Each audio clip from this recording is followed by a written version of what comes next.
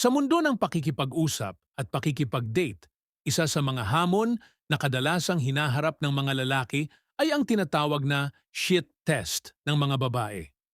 Ang shit test ay isang paraan ng babae upang subukin ang kakayahan ng isang lalaki na manatiling kalmado, kumpiyansa, at hindi maapektuhan ng pressure o pagkailang.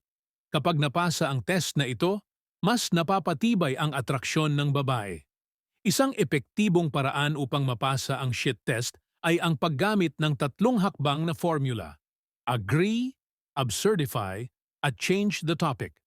Ang bawat hakbang na ito ay may partikular na papel sa pagpapakita ng iyong pagiging cool at kumpiyansa sa harap ng isang mapanghamong sitwasyon. Isang, agree.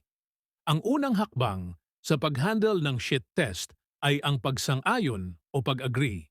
Kapag sumang-ayon ka sa sinabi ng babae, ipinapakita mo na hindi ka defensive o napipikon. Halimbawa, kung tanungin ka ng bakla ka ba? Imbes na magalit o magpaliwanag, simpleng sagot na oo ang pinakamagandang tugon. Ang ganitong sagot ay nagpapakita na komportable ka sa sarili mo at hindi mo kinakailangang patunayan ang iyong sarili. Sa halip na makita ito bilang isang insulto, tinatanggap mo ito ng may kalmadong disposisyon. Ang pangalawang hakbang ay ang absurdify o ang paggawa ng exaggerated na sagot. Pagkatapos mong sumang-ayon, dinadala mo ang sitwasyon sa isang nakakatuwang antas. Halimbawa, pagkatapos mong sabihing oo, maaari mong sundan ito ng mas maganda pa ako kaysa sayo. Sa ganitong paraan, hinahaluan mo ng katatawanan ang sitwasyon at pinapakita mo na kaya mong gawing magaan ang isang tensyonadong usapan.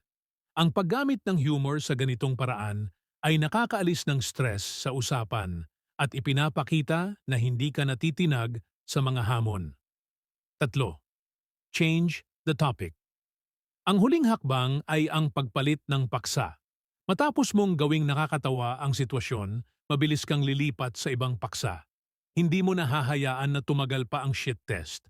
Halimbawa, matapos mong magpatawa gamit ang mas maganda pa ako kaysa sayo, maaari mong sundan ng anyway, anong mga plano mo ngayong weekend? Sa ganitong paraan, kontrolado mo ang daloy ng usapan at hindi mo hinahayaang magtagal ang shit test.